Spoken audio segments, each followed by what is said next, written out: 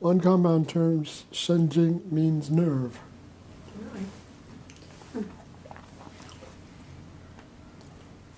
There's a long-standing association with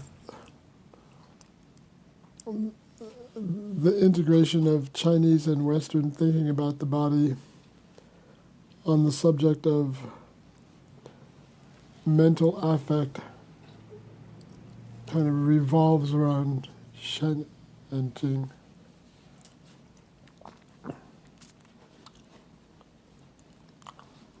Sometimes we think of spirit as Jing Shen, essential spirit.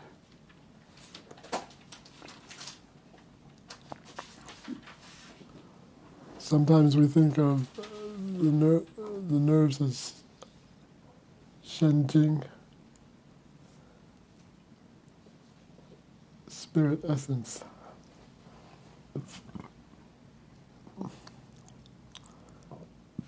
One of the many ways to tell people they're crazy in China is Shen Jing Bing, which means nervous sick.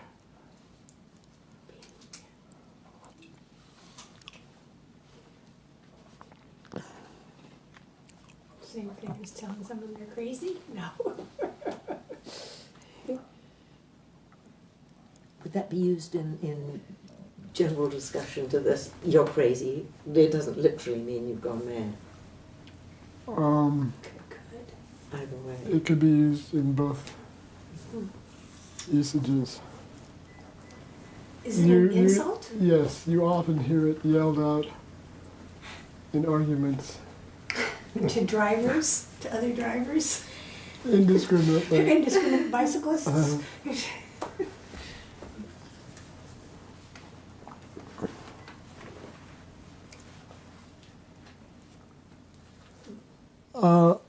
So, any questions about Jing or Shen? Yeah, like a little more on that sort of concept of Shen as mind, or I've also read it described as like intelligence of existence. Have you heard that kind of description? Maybe. Yeah. It feels different somehow than what we talked about. But I guess it's the same.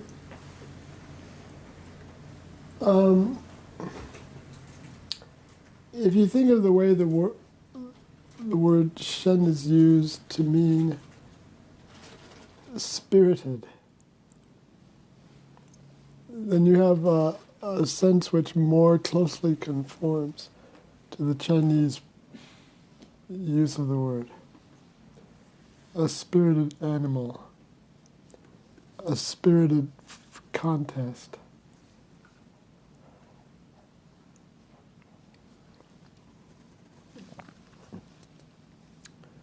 It's a nod to the implicit understanding that we don't understand why we are alive.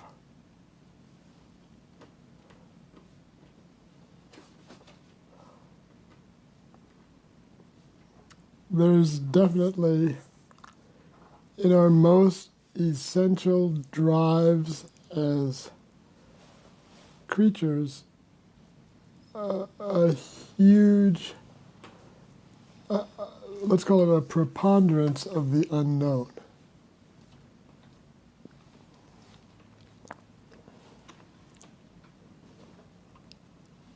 People can pretend like they know, but they don't know.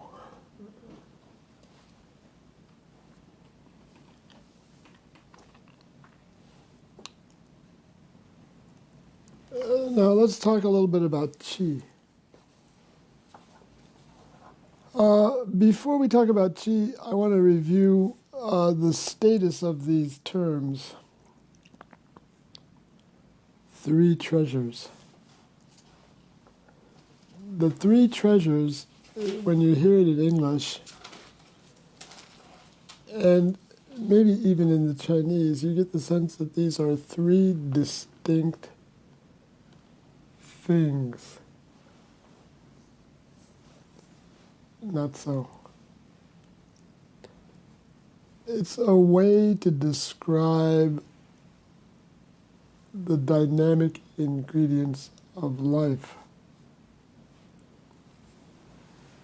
You cannot, for example, unwind the spirit and the essence and the chi and have anything at all.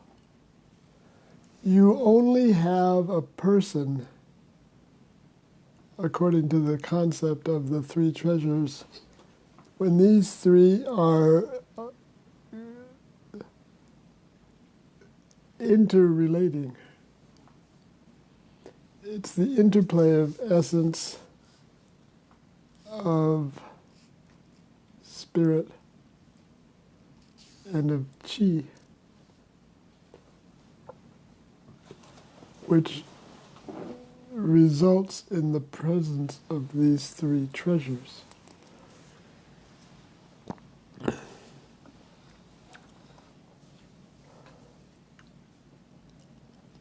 The concept of life cultivation, Yangshen,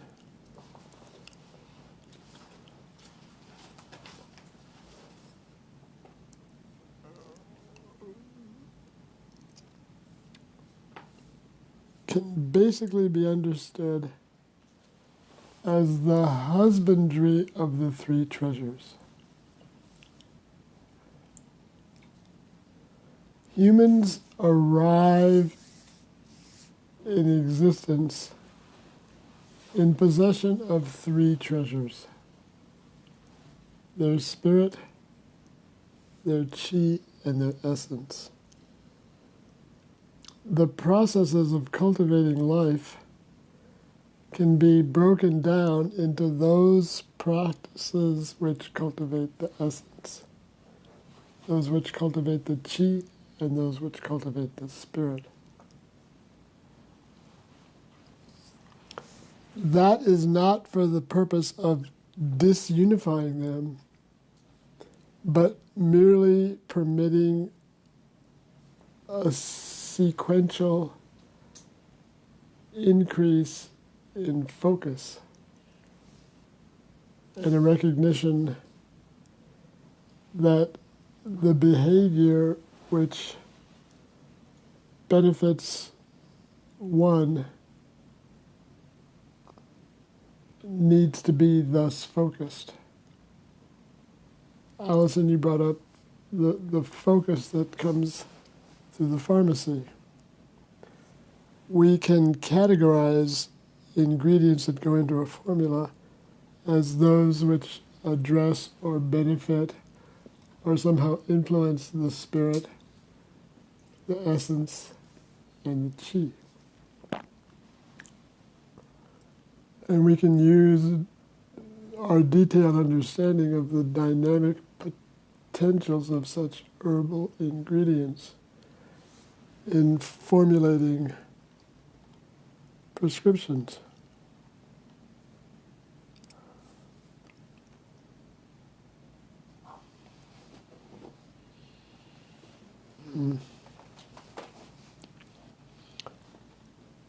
So this sense of seeing the three treasures as a unity,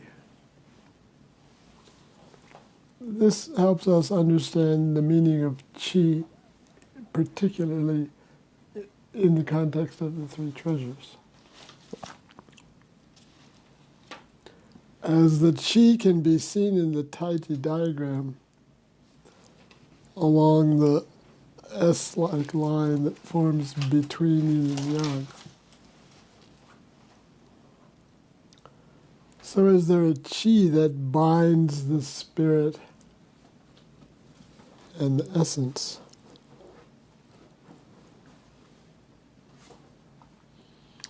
Modern understanding of DNA addresses quite explicitly the how of reproduction, but doesn't tell us anything about the why.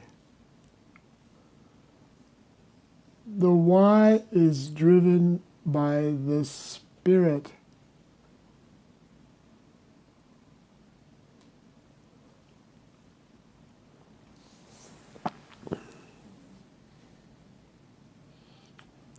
Why do we do the most fundamental things that we do? Why do we stand up? Why do we mate? Why do we eat? Why do we survive?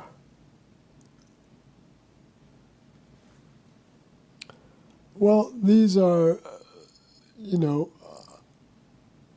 maybe rightfully considered to be unanswerable questions.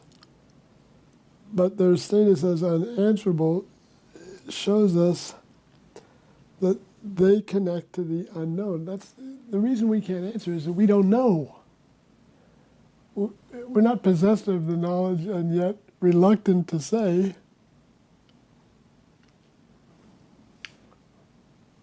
the Spirit, the manifestation of celestial influences in our immediate lives.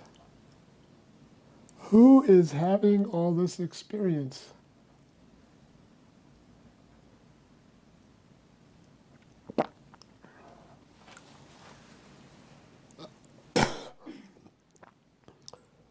So what does the chi mean in this context? It means that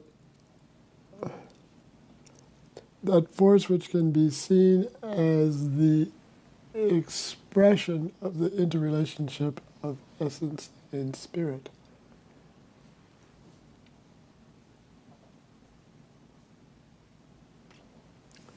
The betweenness of essence and spirit.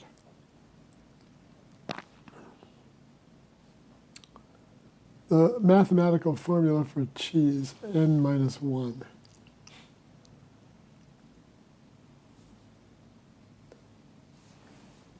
The chi is the betweenness.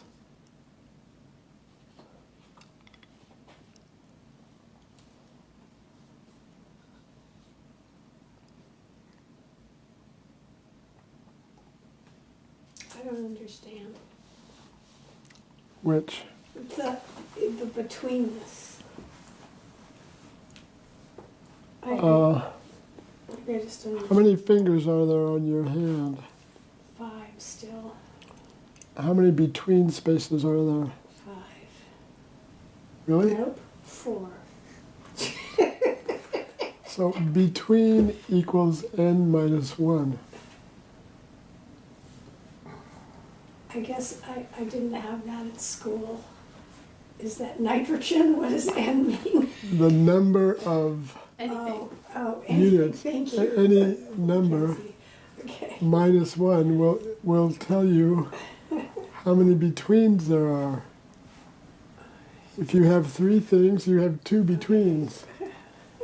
If you have 4 things, you have 3 betweens. That's constant. So we have 2 here. We have essence and spirit. So it's n minus 1 is 1 in that situation. Chi. And that's chi.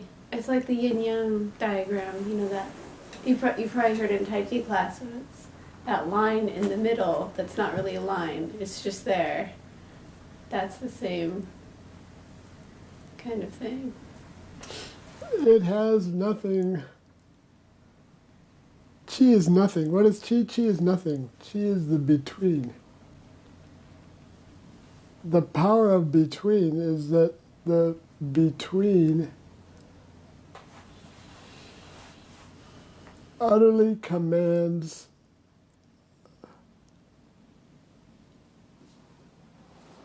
the things between which it is.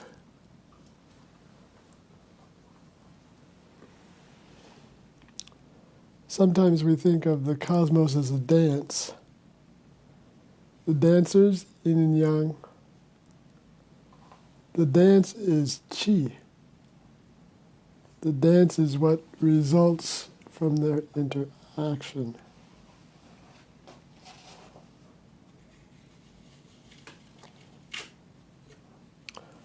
one of the reasons why this understanding is important in the medical context is it always provides you a handle for what to do. Activity.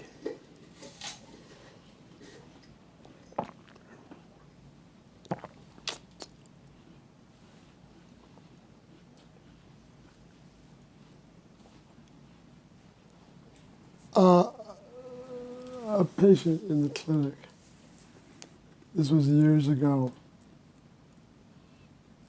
was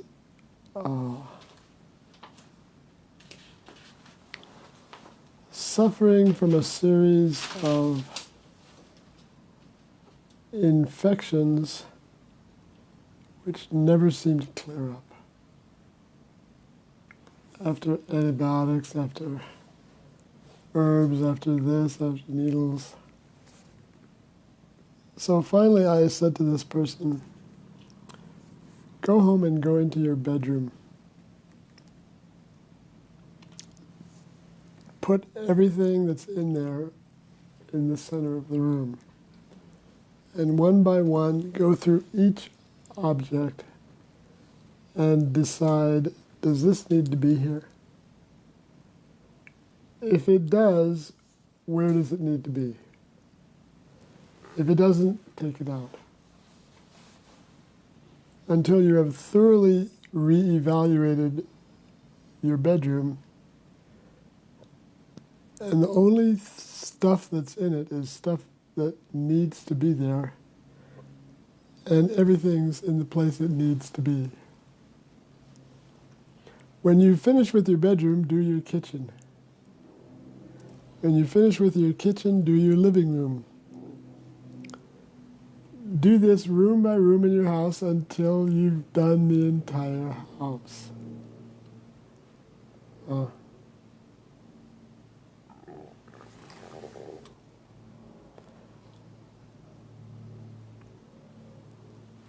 The person did this. The infections stopped. What the infections were was a kind of resonant expression of a condition into which the person had fallen. What is entropy? The second law of thermodynamics, the increase of the random element. It's the tendency of physical systems to run down. Run down means become disorganized.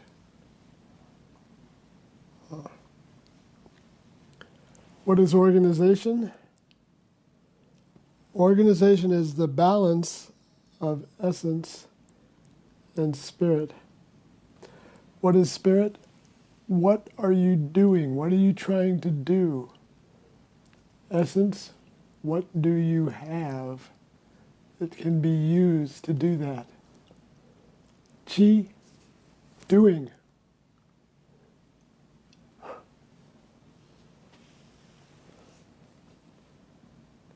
They're not three separate things. They're three ways of looking at the activities of life.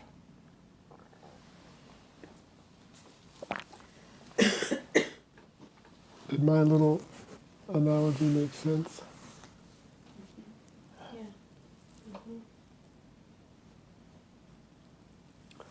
You know, one of the great things about Chinese medicine is that we are not limited to what happens in the clinic. The clinic is just the place where we get to tell stories. We get to listen to the patient's story. We get to translate the patient's information into our story. We get to tell our story to the patient. A story well told will result in change. change is one of the ways in which you boost patients' chi. You want patients to have more chi? Have them change something.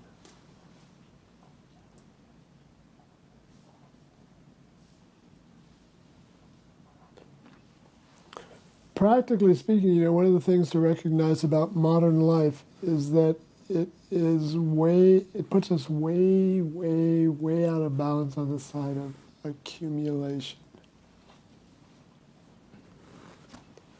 Even the poorest members of American society are burdened with needless accumulation. This is why you have a society at once beset by poverty and obesity.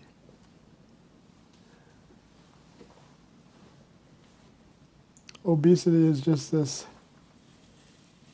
pointless and pathological accumulation at the body level.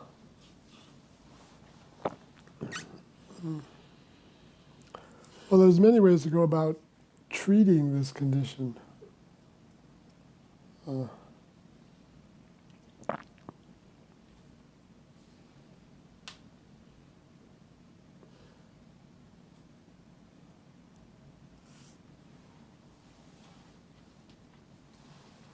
also feel like though we have a lot of accumulation, but when you're talking about change, we have a lot of change too. Like if I was thinking about modern or like ancient China, I guess I don't know that much about it, but I kind of imagine people staying in one place, maybe in one house, certainly in one town, with one job, farming or, mothering or whatever for their entire life. And here we have a lot of change. We change houses, we change jobs, we change families. But it doesn't necessarily seem like the right kind of change, I guess, looking at it this way. So like what is like proper change? Like what kind of defines that, I guess? It's kind of what I'm wondering. Proper, beyond my pay grade. No one ever told me what proper is. But beneficial? I don't know.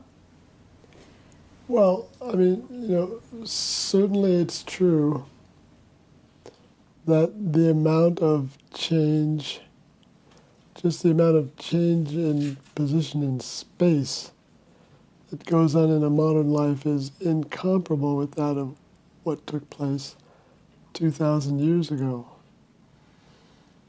2,000 years ago, I bet you could count how many miles were traveled in a single lifetime for 99% of the population in the tens of miles.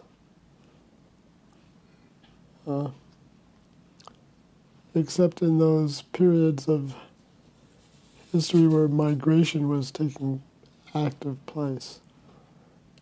And even then, migrations that happen over hundreds or thousands of years might not see any change at all in a particular person's total number of miles. Today, it's not uncommon to find people who've traveled hundreds of thousands or millions of miles in their lifetime. People move around.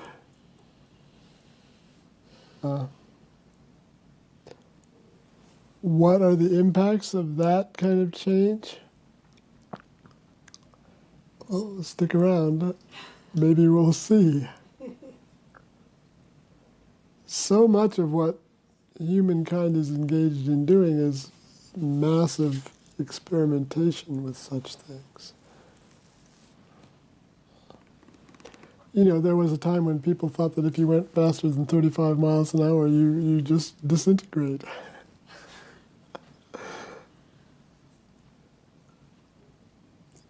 One of the curious things about us, we can stand way more than we thought we could.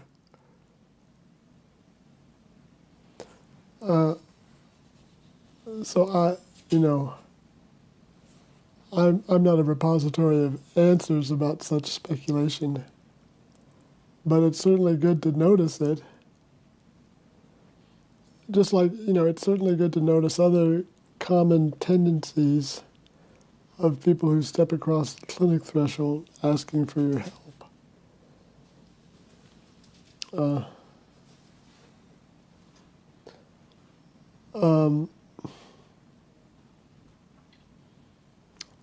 One of the things that makes Taiji such a beneficial practice is the experience of stillness. Many people never come to rest. Even when they lie down to sleep, they're agitated and active right up until the moment they lie down. They're agitated and active all throughout their sleeping, and they're agitated and active as soon as they wake up. Well, with Taiji, we have the practice of stillness. Seek stillness in motion. Learn to regulate your motion using stillness.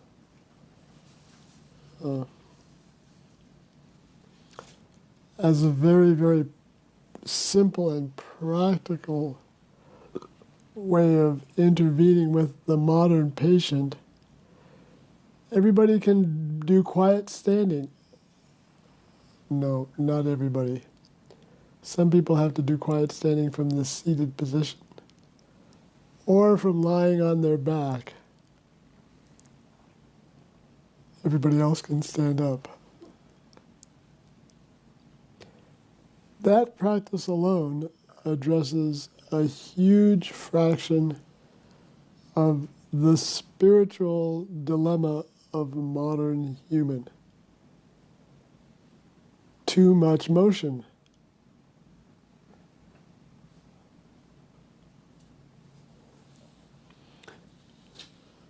Stuff is motion. One of the lessons of modern physics is that what we think of as stuff is actually patterns of motion. Too much stuff and too much motion are very closely related in meaning.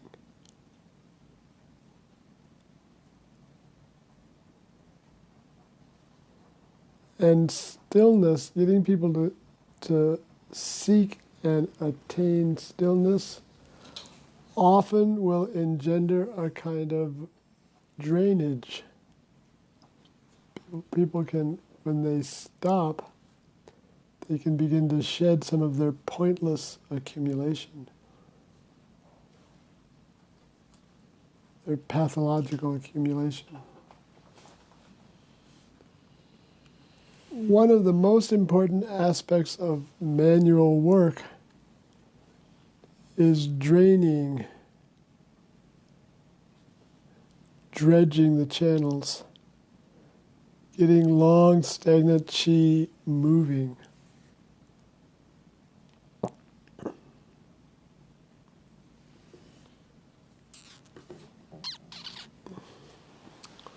Well, there's lots of ways to do that. One of the most important is to get the person moving of their own. Hence, the Taiji class.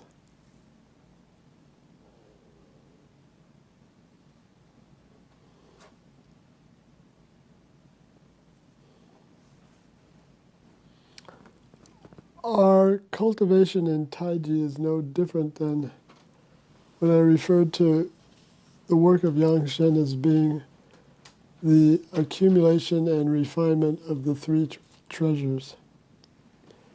You know, the alchemists in China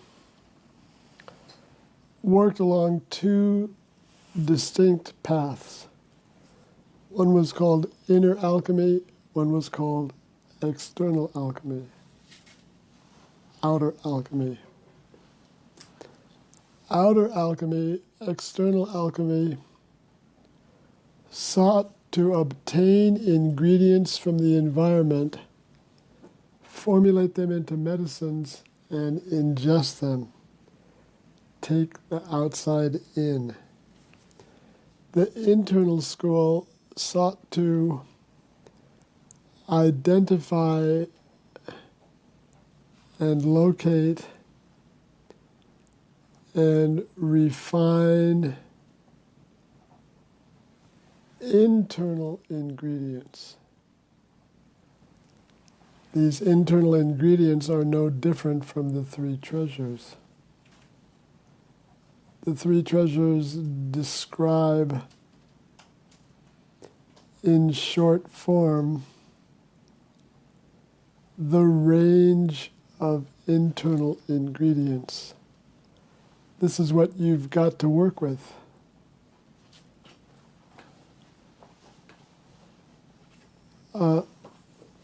Taiji definitely falls in the internal category.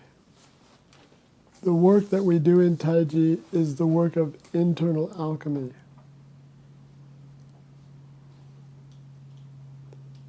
It's working to organize, accumulate, refine, and otherwise benefit our essence, our spirit, and our chi.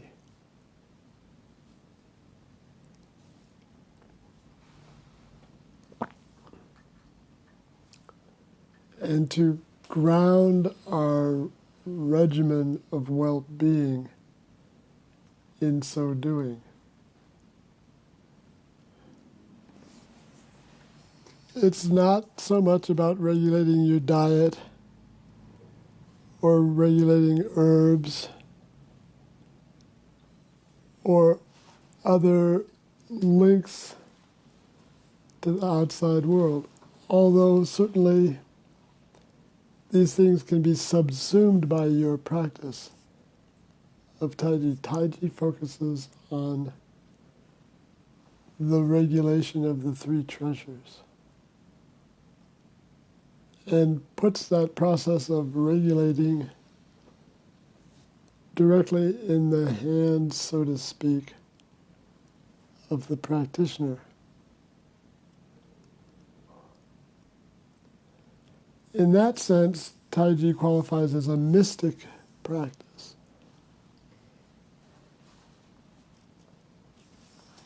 Religion, in the Abrahamic sense, is characterized by the presence of go-betweens. The priest stands between the creator and the created. But the mystic says, nobody stands between me and infinity. I'm my own direct link to the unknown.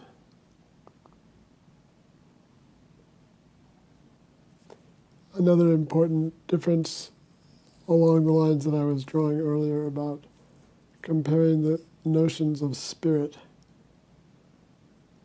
east and west, so to speak.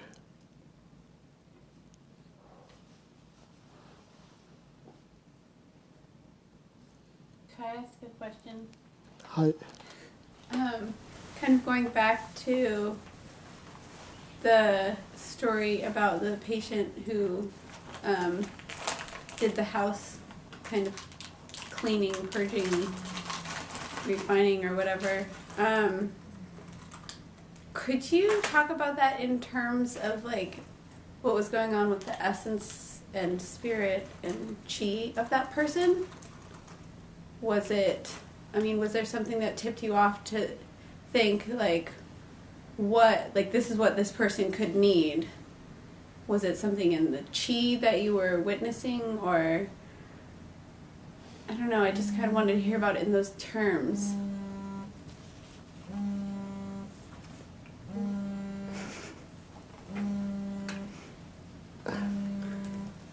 We have to take a little break. Okay. of all the moving parts. So I guess my mind is wandering towards like evaluating these things in a person, in sort of like a clinical setting. Which is a big topic, I know. It's such a big topic that it's a category of what we do in clinical training is just that. The most important way to answer your question is by following particular cases. Yeah, it's kind of why I asked about the house cleaning case, but there's probably so many things going on there that it would be a big case study conversation.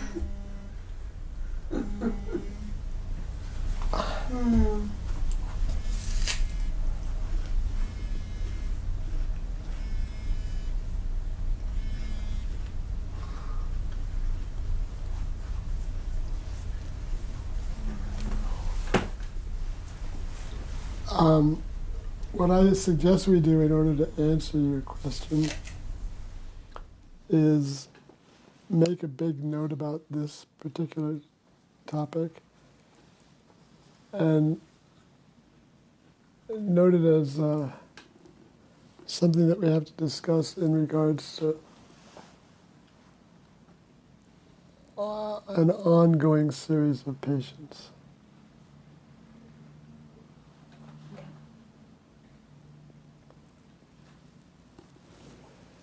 We can talk in this setting about what do you look at in the person to see the spirit. And you have to start from sort of those simple terms. I've already mentioned some of these things previously. One of the most important things you need to evaluate a person's spirit is to understand their posture. The spirit that's full and robust has an upright posture. The hunched over, beaten down, broken spirit lacks this upright posture.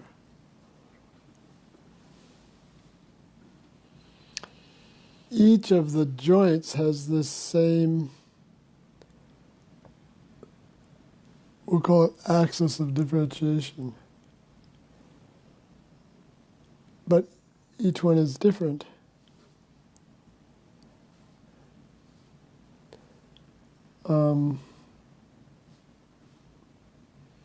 The eyes. When you look at someone's eyes, you see a direct manifestation of their spirit.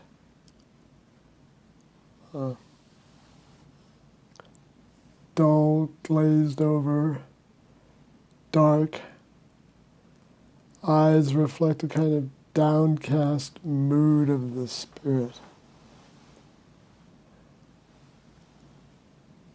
Full, bright, glowing eyes show a radiance of the spirit. The complexion. You see in a person's complexion the fullness of the circulation of the blood.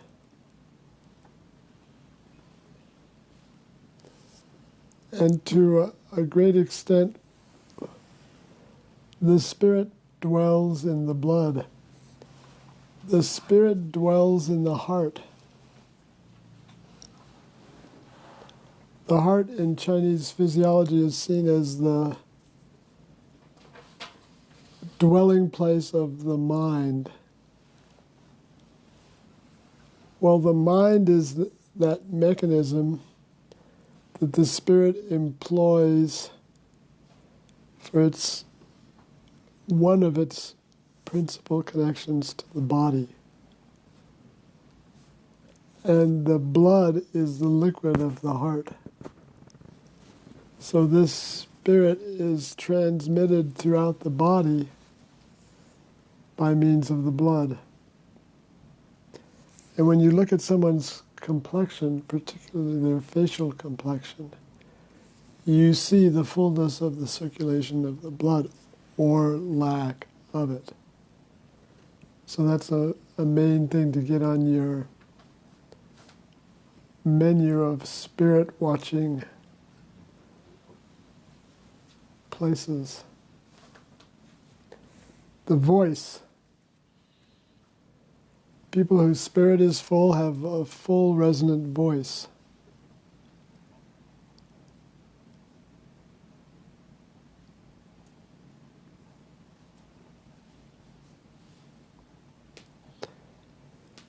And the behavior,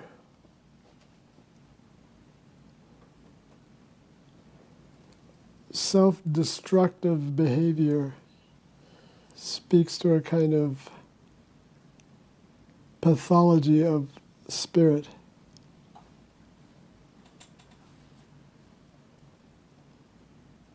Making bad choices.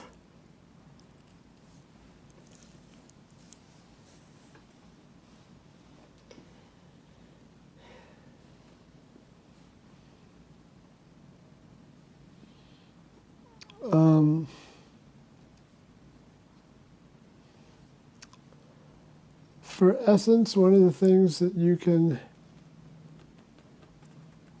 practice observing are the bones.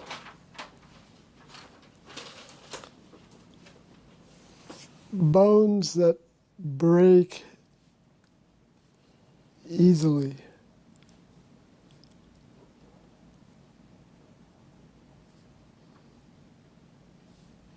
So a patient arrives in the clinic with a broken bone. Come to find out what happened, not much. A little trip and fall. Bones break. It's not to say that healthy, full bones don't sometimes break, but usually not. Look at the wear and tear that kids put on their bodies. Falling down. Okay, now and then they break their bones. But most of the time not. When you get older, you fall, break your bones. That's right. More likely. Teeth. Tooth problems can often be associated with essence. Hearing problems. Where does the essence dwell? In the kidneys. The kidneys open into the ear. Ringing in the ears, deafness, all signs and symptoms that point diagnostically to the kidney and its primary ingredient.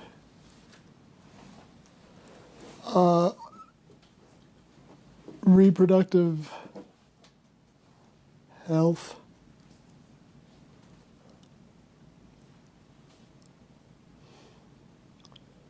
sexual vitality. It's not uncommon for a person in clinic to have among a list of unwanted conditions, this, that, or the other thing, having to do with their sexual behavior, reflective of essence needing attention.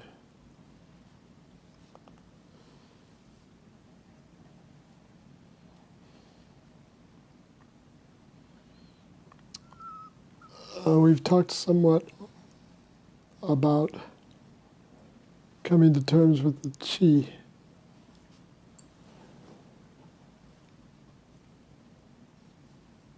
But bear in mind that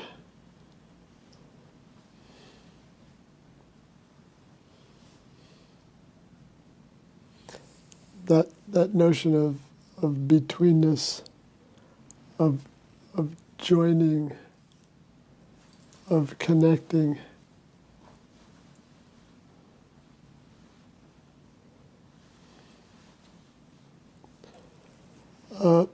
particularly in cases of traumatic injury in which part of the body has been sort of functionally disconnected from the rest.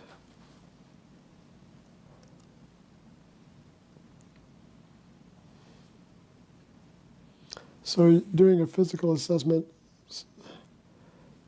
you can move from the generality of my left arm is numb or my left arm is hard to control to particular locations, particular joints where that problem seems to be focused.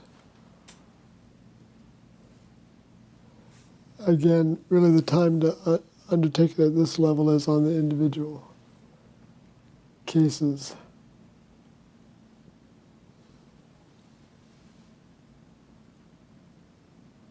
Is that...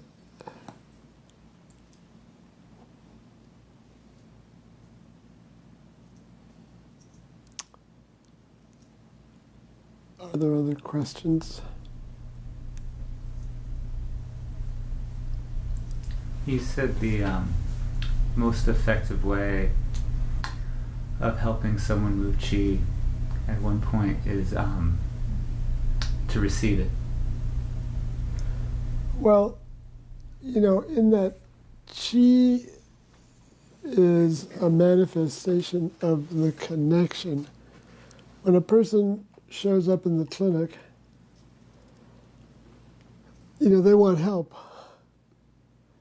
They're looking for some connection to something. So merely by being there and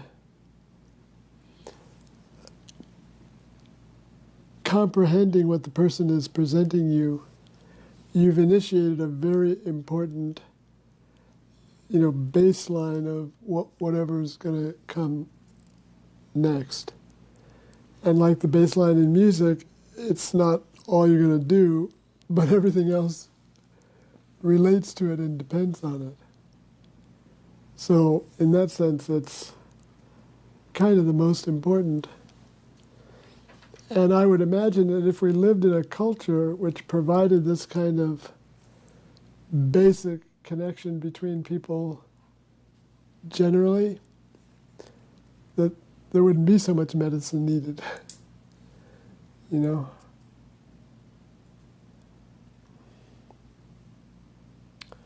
It's a very fundamental thing to do when you don't feel well, to seek connection and comfort from other members of your tribe. Well, I don't think that's all just imaginary. I think something, you know, at the level of physical bodies touching provides an opportunity for the information from one to move to another, as well as listening to the story. You know, we're super invested in language. So what we make verbally out of what's going on with us is extremely important. Most of what patients say, I don't pay much attention to. But they wouldn't know that. Because I'm genuinely listening. I'm not merely listening to the verbal content of their words. I'm listening to the sound, I'm listening to the timbre, I'm listening to the changes, I'm listening for lots of things, but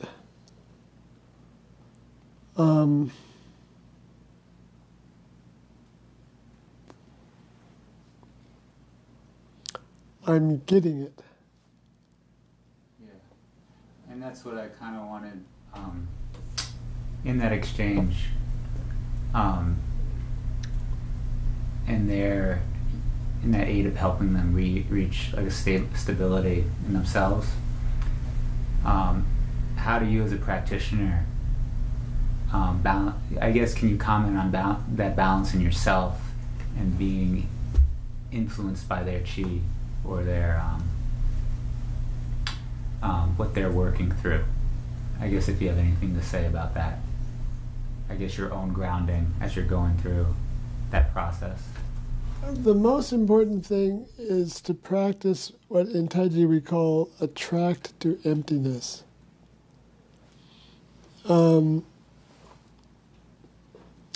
Receiving doesn't mean holding on to.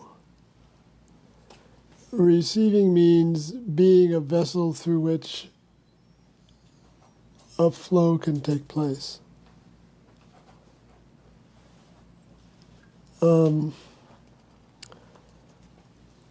I used to think about what you're asking about a lot when I worked in Chinese clinics, because the Chinese clinic is just this enormous whirlwind of activity. There's endless patients in China, and they come to hospitals by the thousands. And if you're going to be adversely affected by patients, that's the place where it will happen. And in fact, Chinese hospitals sometimes are mega transmission centers for infectious diseases.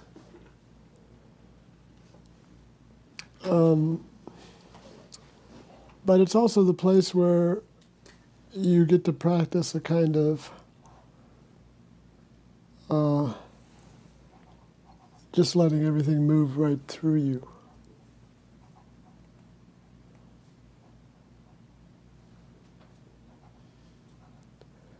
You know, we place a lot of emphasis on when you put your hands on people, pushing, motivating your hands not from the hands but from the feet. So there's very simple practical things that can be learned to do in order to move in this direction.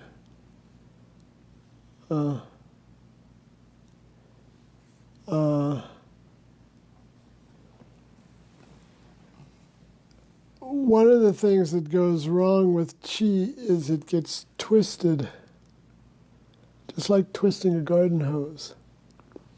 So keeping these twists and kinks out of your own instrument, keeping your own tubes straight and open. The body is a system of tubes.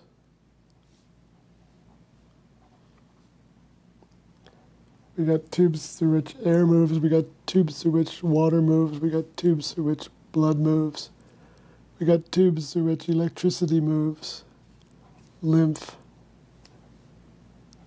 So it's really important in managing all the various aspects of your existence that you keep these tubes moving, flowing.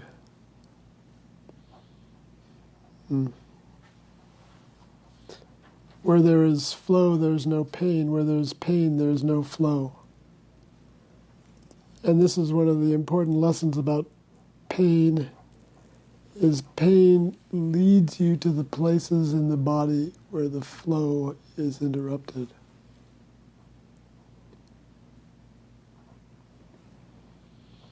And well-being means flow.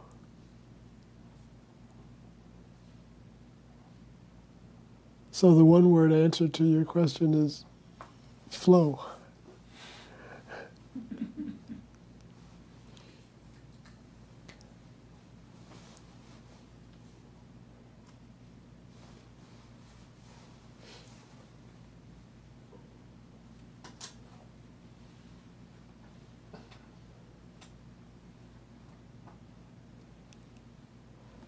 Other questions?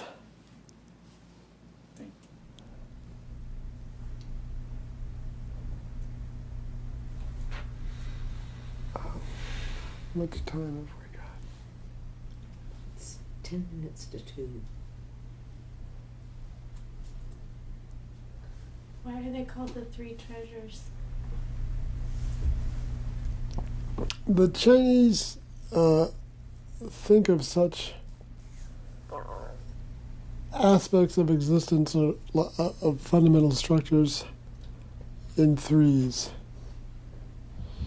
We live in 3 realms: heaven, earth, and humankind.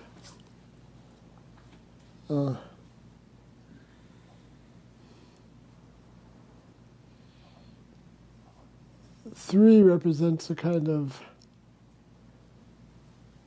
fundamental and irreducible order. And that's in fact what's being expressed in this concept of 3 treasures. It's the irreducible. If you take any one away, if you untangle the 3 of them, there's no more life.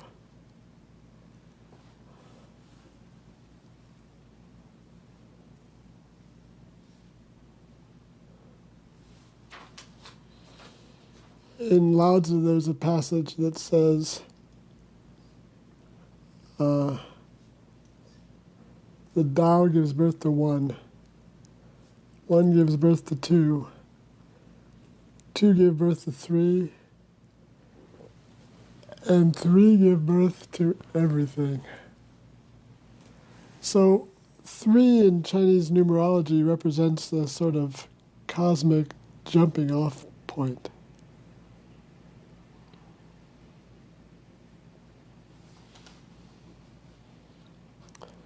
One of the fundamental misconceptions about ancient Chinese thinking that was begun back in Leibniz's day was misconstruing the I Ching as primitive binary mathematics. It's not base 2, it's base 3. There's not just yin-yang in Taiji. There's yin-yang and qi. And the function of that third power is critical in understanding the whole concept.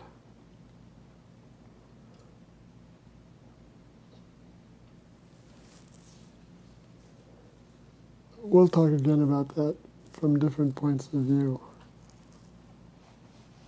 another day.